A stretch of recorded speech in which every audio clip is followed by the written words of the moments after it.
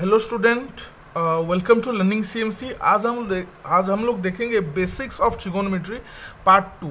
तो ट्रिगोनोमेट्री का जो पार्ट 1 है, ऊपर वो मैंने आई बटन में उसका लिंक पोस्ट कर दिया है। आप लोग वहाँ पे भी बेसिक 1 जाके देख सकते हो। और अब देखते हैं बेसिक 2, बेसिक का पार्ट 2। तो ट्रिगोनोमेट्री जो है बेटा ना, ट्रिगोनोमेट्री ये इसको हम लोग रेशियो बोलते हैं। क्यों बोलते हैं? क्योंकि ये पार्ट 1 में भी हम लोग डिस्कस कर चुके थे। यहाँ पे और थोड़ा देखेंगे। रेशियो का मतलब क्या होता है? A:B मान लो रेशियो है, इसका मतलब A/B। मतलब ट्रिगोनोमेट्री का जो रेशियो है वो कुछ इस तरह का फॉर्मेट जनरेट करेगा। तो देखते हैं क्या क्या ट्रिगोनोमेट्री रेशियो है।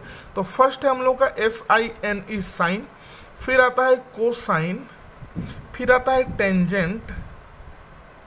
ओके, तो साइन का रेसिप्रोकल होता है, मतलब उल्टा होता है, मतलब 1/sin थीटा की जो भी एंगल रहेगा उसका रेसिप्रोकल होता है कोसेकेंड।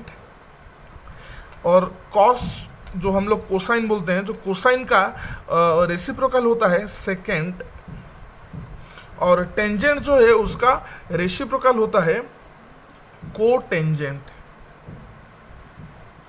ठीक है, उसका रेसिप्रोकल होता है कोटेंजेंट। तो इसका कैसे किस तरह से हम लोग नेमिंग करते हैं?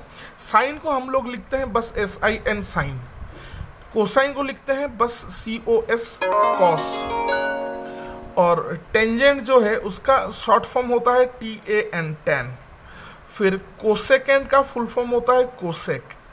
सेकेंड का शॉर्ट फॉर्म होता है सेकेंड का शॉर्ट फॉर्म होता है सेक। कोटेंजेंट का शॉर्ट फॉर्म होता है COT कॉट। तो अब देखते हैं कि इन लोगों का मतलब क्या बनता है।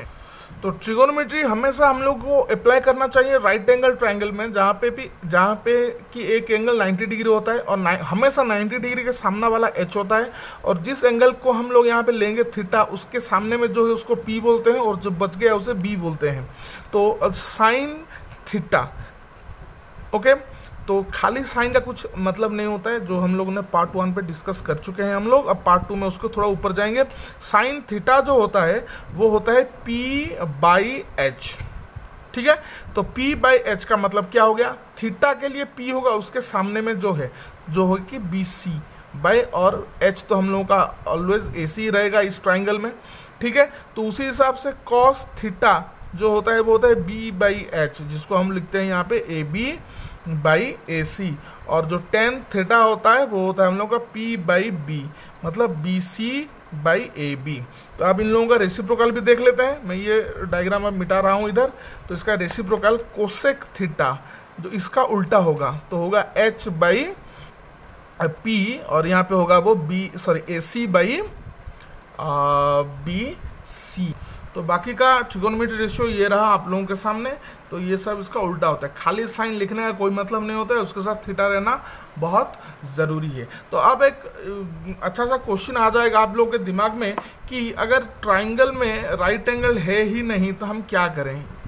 ये छूट जाता है क्लास में, आप लोग पूछते नहीं हो। तो यहाँ पे हम लोग इसीलिए ये प्लेटफॉर्म हम लोगों ने रेडी किया है यूट्यूब में। आप लोग क्लास में इस तरह के क्वेश्चंस पूछते नहीं हो कि मान लीजिए यहाँ पे थीटा है तो मुझे यहाँ पे साइन थीटा क्या होगा। मैंने तो आप लोगों को बोला था कि ट्रिगोनोमेट्री जो है वो ओनली राइट एंगल ट्राइंगल में ही एप्लीकेबल है। यहाँ पे तो कहाँ पे भी राइट एंगल है नहीं। तो यहाँ पे क्या करेंगे हम लोग? A पॉइंट से उसके सामने वाला जो साइड है BC, उसके ऊपर एक परपेंडिकुलर ड्रॉ कर देंगे, उसको नेमिंग कर देंगे सम D। तो ये हम लोगों का हो गया ABD राइट एंगल ट्राइंगल। तो साइन थीटा इसमें क्या होगा? थीटा का सामना P होता है, तो मतलब AD बाई राइट एंगल के सामना वाला H होता है AB। तो इस ट्राइंगल में साइन थीटा का मतलब इतना होगा।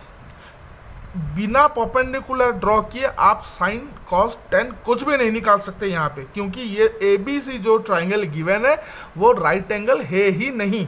तो इसीलिए राइट एंगल बनाने के लिए हम लोग ने यहाँ पे इस तरह का कुछ बना दिया। तो मान लीजिए यहाँ पे अगर ये नहीं रहता और हम लोगों को बोला जाता कि बेटा थीटा नहीं है, अब हम लोगों के पास क्या है?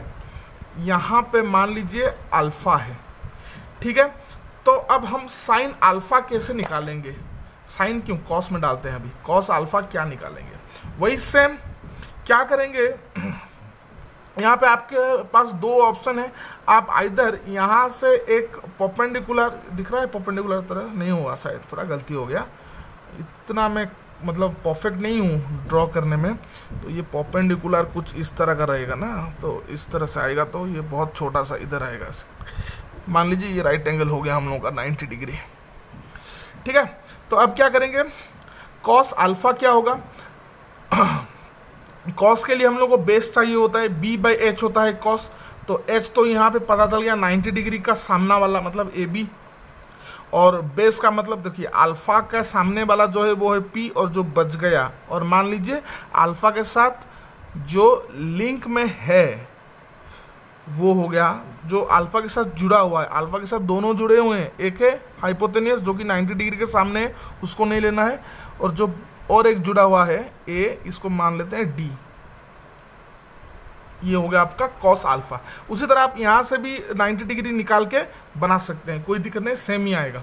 ओके, तो ये रहा हम लोग का सेकंड, और यहाँ पे एक second part of basic of trigonometry. यहाँ पे और एक मैं आप लोगों को टिप्स दे रहा हूँ। कुछ बच्चे क्या करते हैं, अगर मान लीजिए एक्स कॉस एक्स है, एक्स को मल्टीप्लाई कर देते हैं, जो कि टोटली रॉन्ग है। आपको ऐसा नहीं करना चाहिए, एक ही टर्म है, इसके ऊपर भी हम लोगों ने पार्ट 1 में डिस्कस किया है। और यहाँ पे और एक जो बच्चे गलती करते हैं, ज़्यादातर गलती करते हैं, शायद आप लोग ना करते हो, फिर भी ये मैं आपको रिमाइंड कर रहा हूँ, एक्स और एक्स को कभी भी मल्टीप्लाई मत करना। Okay, thank you for watching learning CMC। कुछ भी आपके मतलब दिमाग में डाउट हो, कुछ भी हो, आप हमें पिंग कीजिए, मेल कीजिए wearewithcmc@gmail.com में। और नेक्स्ट वीडियो आप कौन से टॉपिक के ऊपर देखना चाहते हैं उसको कमेंट बॉक्स में टाइप करके सेंड कर दीजिए, और चैनल को सब्सक्राइब कीजिए, लाइक कीजिए वीडियो को, हमको मोटिवेट कीजिए और वीडियो बनाने के लिए। Thank you for watching.